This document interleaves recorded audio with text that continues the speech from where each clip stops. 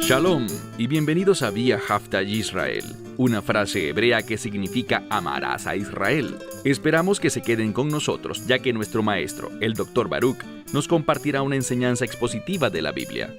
El Dr. Baruch es profesor titular del Instituto Zera Abraham, con sede en Israel. Aunque todos los cursos en el instituto se imparten en hebreo, el Dr. Baruch se complace en compartir esta enseñanza en inglés con doblaje al español. Para más información, visítenos en amarasaisrael.org o descargue nuestra aplicación móvil Mi Estudio Bíblico. Aquí está Baruch y la lección de hoy. ¿Eres espiritualmente valiente? Es decir, ¿tienes valor en las cosas de Dios?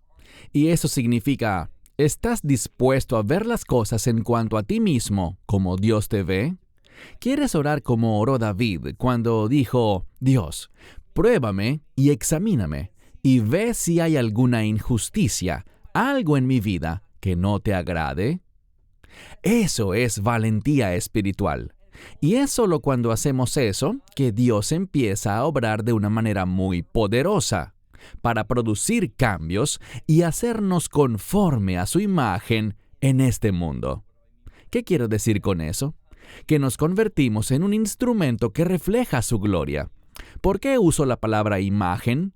Porque estoy pensando en el libro de Génesis capítulo 1, cuando Dios dice que nos creó a su imagen, es decir, para ser como Él, para vivir conforme a esa misma rectitud moral y ética que Él quiere que su pueblo refleje. Tristemente, cuando vemos el pasaje que estábamos estudiando al terminar la semana pasada, vimos que una vez más Israel, por causa de la idolatría, por causa de su deseo egoísta de recibir lo que ellos querían, en lugar de recibir lo que Dios quería darle a Israel, lo que hallamos es que el pueblo estaba muy alejado de los propósitos de Dios, del poder de Dios, de la revelación de Dios, y el exilio estaba en el horizonte. Dicho esto, toma tu Biblia y ve conmigo al capítulo 10 del libro de Oseas. Capítulo 10 del libro de Oseas, y vamos a comenzar donde lo dejamos, en el versículo 5. La sección que va desde este versículo hasta concluir el capítulo 10 es difícil, es altamente poética, y una de las características de la poesía hebrea es este deseo de usar terminología diferente, pero tiene el mismo significado, o sea, sinónimos. También utiliza cosas en cuanto a género y número, y otras características gramaticales para mostrarnos que estamos hablando poéticamente y así podamos entender lo que Dios está tratando de comunicar. Cada vez que tratamos con poesía, bíblicamente hablando, Dios usualmente está tratando de revelar sus pensamientos más íntimos, sus sentimientos a su pueblo. Así que vayamos a donde quedamos, verso 5. Estamos hablando de los becerros. Estos becerros eran imágenes talladas, eran objetos de adoración pagana. ¿Y qué dijimos acerca de ellos? Dijimos que estos becerros de Bet-Aven significa casa de injusticia o casa de iniquidad. Así que estamos hablando de un lugar que está muy alejado del carácter de Dios. Un lugar que será receptor del juicio de Dios. Y por lo tanto no debería sorprendernos al ver que en el verso 5 hay un elemento de temor. Ellos van a temer y este temor capturará a los habitantes. ¿De dónde? Del vecino o del habitante de Samaria. En este lugar es donde se encontraba la capital de Israel y vemos en el verso 5 algo muy importante. Dice, y su pueblo hará duelo por él. ¿De qué está hablando? Dios está trayendo juicio. Y ya hemos hablado de cómo, en una forma poética, los ídolos van a huir. Obviamente los ídolos no pueden huir, pero está hablando de que incluso ellos tendrían la percepción espiritual para saber que nadie puede permanecer en el juicio de Dios. ¿Y qué va a suceder? Bueno, Dios traerá purificación, pero el pueblo aquí no desea purificación. Ellos están lamentando el hecho de que su tiempo de idolatría está llegando a su fin. Dios lo hará con juicio. Y aquí está la pregunta que tenemos que hacernos. ¿cómo voy a responder al juicio de Dios? Algunas personas responden con enojo, sienten que Dios no los ama, no quieren verse a sí mismos como Dios los ve.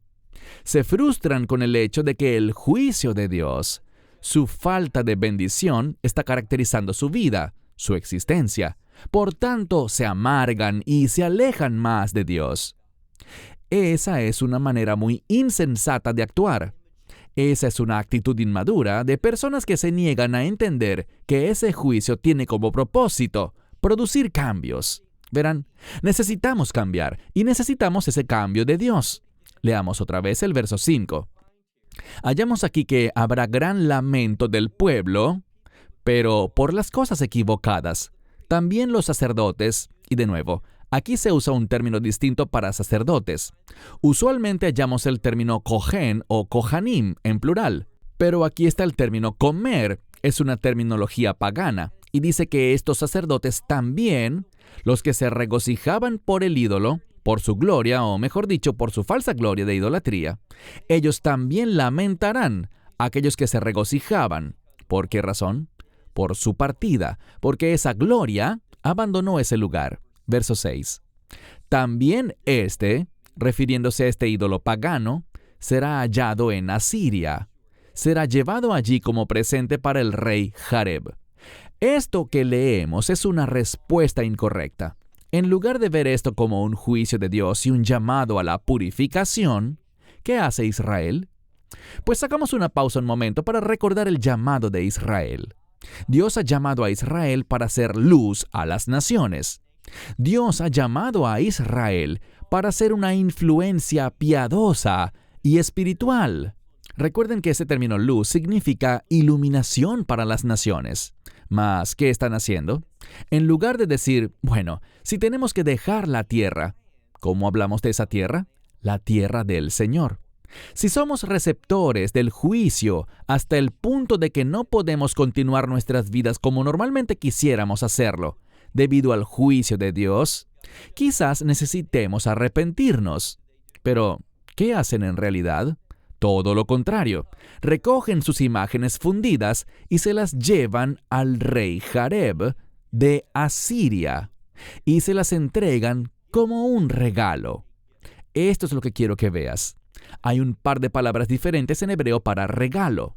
Una es simplemente el término genérico mataná. Significa algo que es dado. Pero hay otra palabra para regalo y esta es una palabra espiritual. Es decir, tiene implicaciones espirituales y esta es la palabra minjá, que es exactamente la que hallamos aquí. Ellos todavía quieren continuar. Ellos ven estos becerros, la obra de un artesano con mano de hombre, ven estos ídolos como verdaderos objetos de gran importancia espiritual, en lugar de como un objeto de juicio. Así que, mira otra vez, una vez más, llevan esto al rey de Asiria, Jareb, y hace que, dice, Efraín tomará vergüenza, e Israel será avergonzado de su consejo, porque el juicio será para Samaria, tal como para su rey, como espuma sobre la faz de las aguas. La espuma de la que está hablando aquí es una especie de residuo. Es lo que queda de las grandes olas del mar. El mensaje que busca darnos es que lo que quedará para los hijos de Israel son estos residuos, las sobras que quedarán después del juicio. ¿Qué falta? Una de las maneras que bíblicamente podemos referirnos al pueblo judío es Am Hamiboraj, que significa un pueblo bendecido. Así los llama Dios. Usa además otro término, Am Sigulá, que significa un tesoro preciado. Pero ahora, ¿qué tiene ese pueblo bendecido, ese tesoro preciado? Nada. Están viviendo en el residuo del juicio de Dios. Y lo que quiero compartir contigo como creyente en el Mesías, como alguien que ha creído y aceptado la gracia de Dios, es que no hemos sido llamados a vivir de esa manera. Las cosas que nos rodean no deberían ser el residuo del juicio. es decir, el resultado y los efectos de la ira y la condenación de Dios. Lo que deberíamos es andar en su provisión. Tristemente, el pueblo judío no lo hizo en ese momento, y tristemente también gran parte del pueblo de Dios hoy en día, incluso los del Nuevo Pacto, no está viviendo en las cosas que Dios quiere que recibamos. Estamos frustrando la obra de Dios en nuestra vida. Pasemos al verso 8.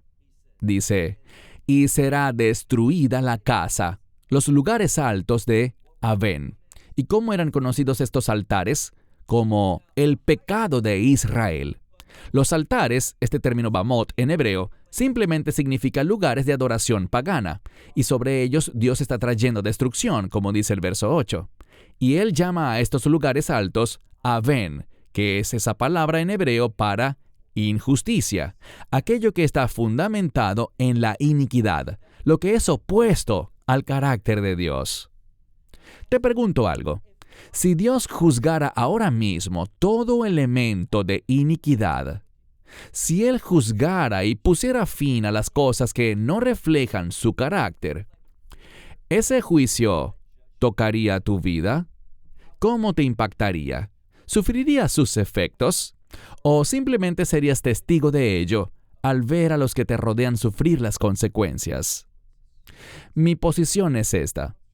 Si nosotros, como creyentes hoy en día, fuésemos sometidos a ese mismo juicio que experimentó Israel, ¿cómo respondería la iglesia? ¿Cómo nos iría ante eso? Muchas veces leemos estos pasajes y, en lugar de humillarnos a nosotros mismos ante estas palabras, ¿qué hacemos? Nos llenamos de un espíritu altivo, de orgullo contra Israel y decimos, bueno, esta gente realmente fracasó. Realmente lo arruinaron. En lugar de decir, espera, si fuéramos juzgados con esos mismos estándares, ¿dónde estaríamos? ¿Cómo estaría obrando Dios en nuestra vida? Te diré algo, bíblicamente hablando. Un tiempo de juicio se aprecia en el horizonte. ¿Qué revela Pablo? Pablo nos dice que el juicio comenzará en la casa del Señor. Y cuando dice eso, no está hablando del templo en Jerusalén. Está hablando ¿de qué? Del hogar del Espíritu Santo, es decir, de ti y de mí. El juicio comienza en la casa de Dios. Esa debería ser una palabra que nos haga reflexionar profundamente. El asunto es este. Israel está descrito aquí como un lugar que edificó adoración pagana, un lugar que caerá bajo la destrucción de Dios.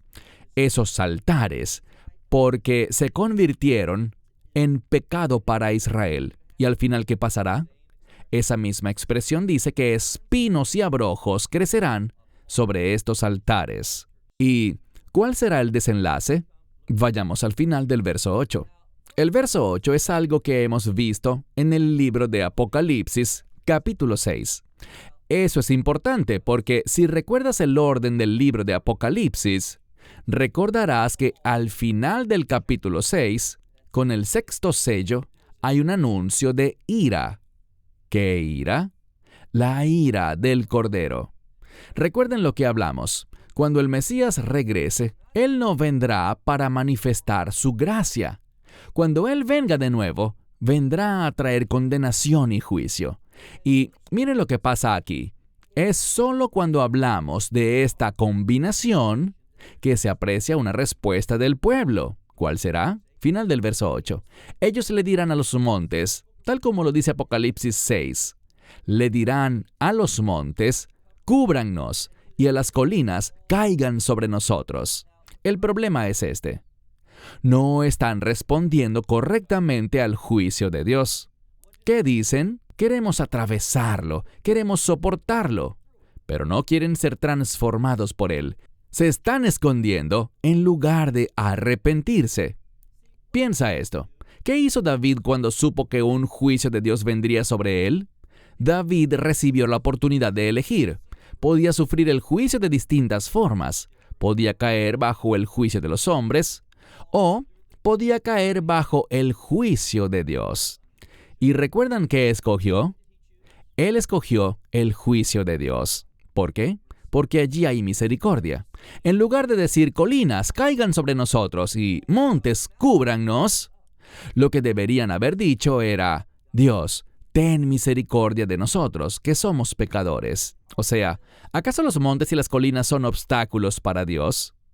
El punto que quiero que veas es que hay una respuesta inadecuada al juicio de Dios.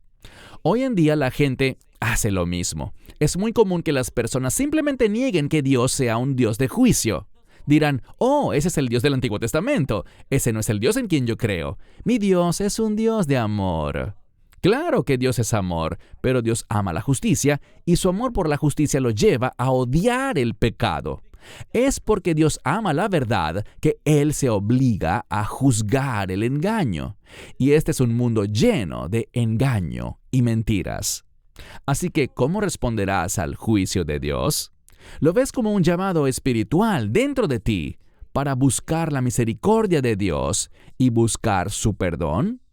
¿O vas a procurar la manera de evadir el juicio simplemente negándolo?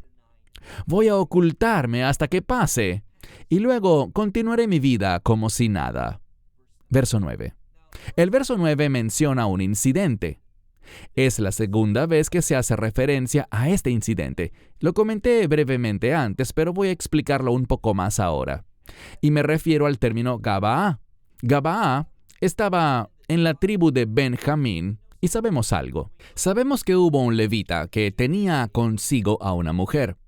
Y al final, no quiero entrar en detalles, pero al final, esa mujer fue abusada de una manera horrible y eventualmente murió. Lo que debía hacerse era un juicio contra los hombres que cometieron tal crimen, pero el liderazgo de Israel no quiso tener nada que ver con el juicio. ¿Por qué? Aquí está el problema. Cuando decimos, sí, Dios juzga el pecado, es una declaración temeraria. ¿Por qué? Porque también hay pecado en mi vida. Lo que el pueblo hizo en ese tiempo fue no querer juzgar el pecado, porque no querían invocar ese concepto del juicio en lo absoluto. No querían ser examinados por los mismos estándares con los que el juicio examina a las personas. Lo que buscaban era simplemente ignorarlo, por lo que en el verso 9 dice, desde los días de Gabaá, Israel, tú has pecado y allí has permanecido. Y aquí está el problema. Él dice, y es una pregunta que demanda una respuesta negativa. Dice, ¿acaso los hijos de Gabaá, aquellos en Gabaá, no piensan que la guerra los alcanzará? ¿Estos hombres de injusticia, de iniquidad? Así que aquí está el problema. Tenemos que ser muy honestos con nosotros mismos. Si Dios ha respondido de esta manera en el pasado, lo hará de nuevo en el futuro. Tal vez incluso en nuestros días. Y de la misma manera que fue un error para aquellos en Gabaá pensar que la guerra no los visitaría, esos hijos de iniquidad, también es un error pensar que nosotros nos libraremos. Insisto, no estamos hablando de la salvación. Una de las cosas que tú y yo debemos hacer, como creyentes maduros, es no relacionar todo con dónde vamos a pasar la eternidad. Obviamente, tener esa promesa de vida eterna en el reino de Dios es lo más reconfortante, la mayor bendición que una persona puede recibir. Es un regalo de Dios. Pero esa no es la suma total de nuestra espiritualidad. Tú y yo debemos entender eso. Hemos sido llamados a ir más allá de ese momento, siempre guardándolo como un recordatorio y una motivación para alabar, adorar y obedecer. Pero el punto es este. No todo lo que tenga que ver con nuestro ser espiritual está relacionado con nuestra experiencia de salvación, con el hecho de que estaremos en el reino de Dios. Nuestra experiencia de salvación debe ayudarnos a madurar y a profundizar nuestro caminar en esta época presente. Eso es lo que Dios espera de los hijos de Israel. No es suficiente con que ellos sean el pueblo del pacto. Dios quiere que vivan como el pueblo del pacto que son. Y por tanto, mira el verso 10. Leemos.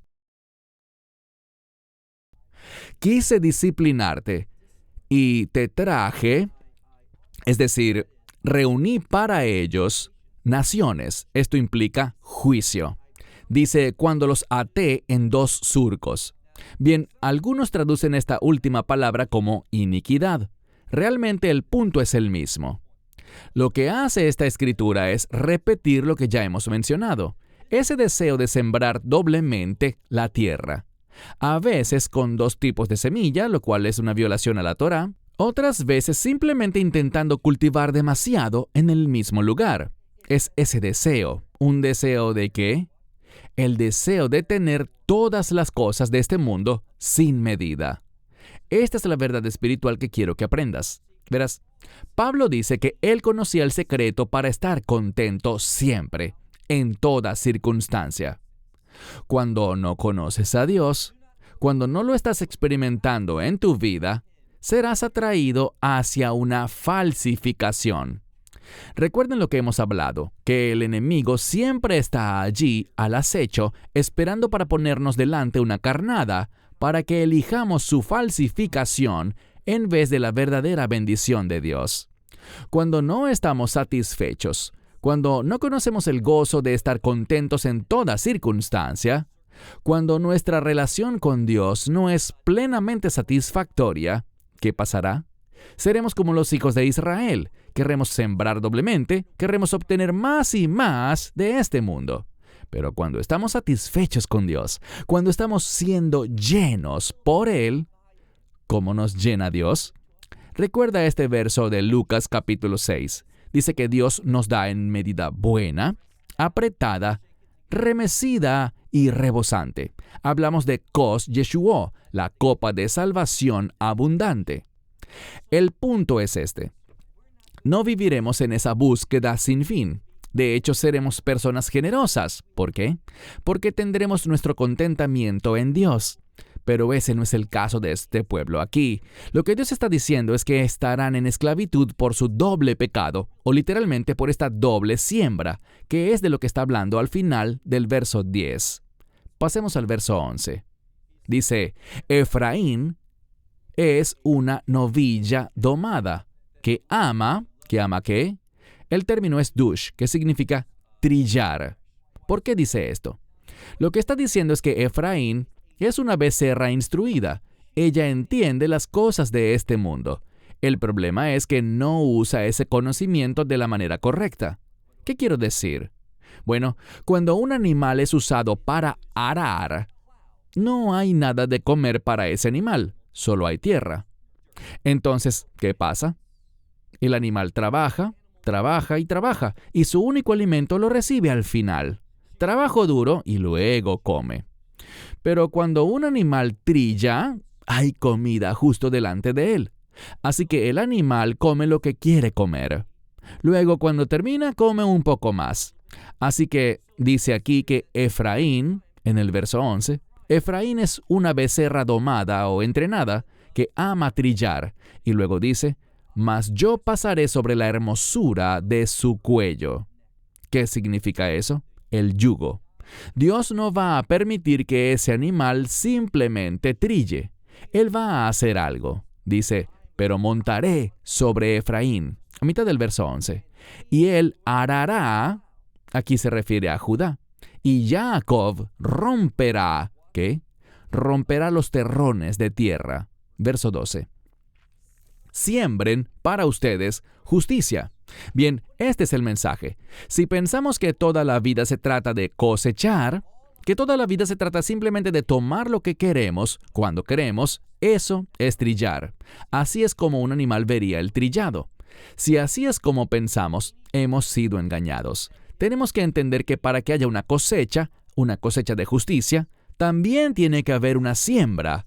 Y por eso dice, mira el texto, verso 12, siembren para ustedes justicia y cosechen conforme a ¿qué? A la gracia. Fíjense aquí que hay una relación entre la justicia y la gracia. Y aquí está la clave. Cuando tenemos un verdadero anhelo de justicia, Dios extenderá su gracia. ¿Qué es la gracia? La gente dice, la gracia es lo que nos salva. Es verdad, pero seamos maduros. Hemos sido salvos, hemos recibido la gracia salvadora de Dios. Avancemos entonces hacia una gracia madura. ¿Y qué es eso? Pablo habla de esto. La gracia nos conduce a la obediencia. La gracia nos enseña a negar las cosas de este mundo. ¿Por qué?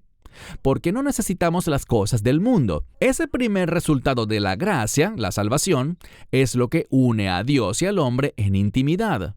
Así experimentamos su presencia en nuestra vida.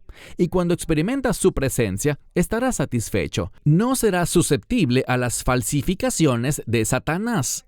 No estarás buscando las cosas de este mundo. Solo tomarás lo que necesitas para tu sustento y nada más.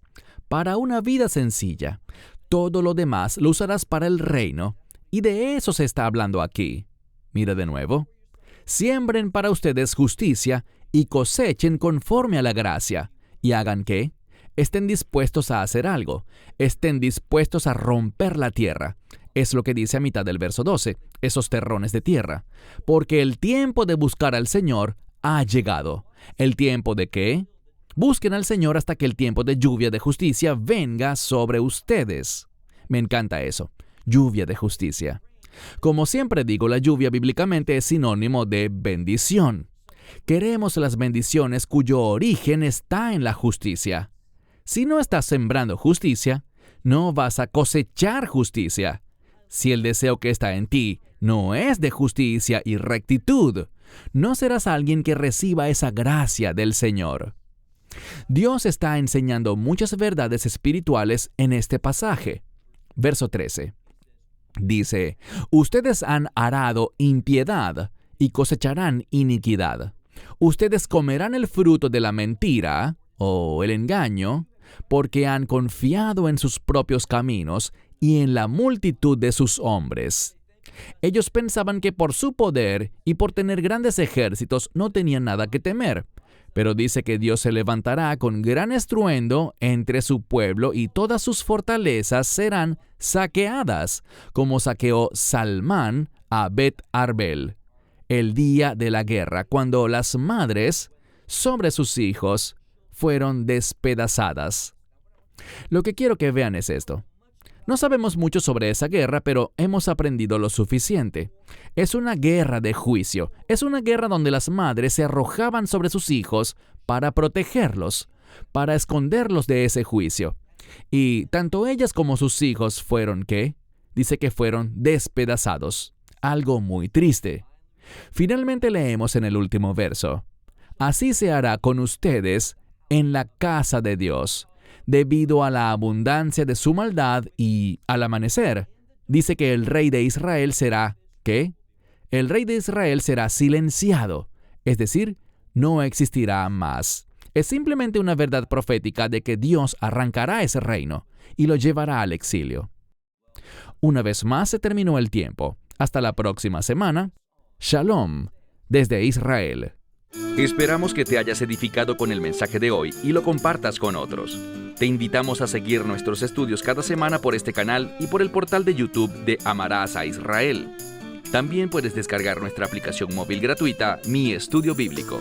Finalmente, para obtener más información sobre nosotros, visita nuestra web amarasaisrael.org, donde encontrarás otras conferencias de Baruch en audio, video y texto. Hasta el próximo programa. Que el Señor te bendiga en Yeshua HaMashiach, Jesús el Mesías, mientras caminas con Él. Shalom desde Israel.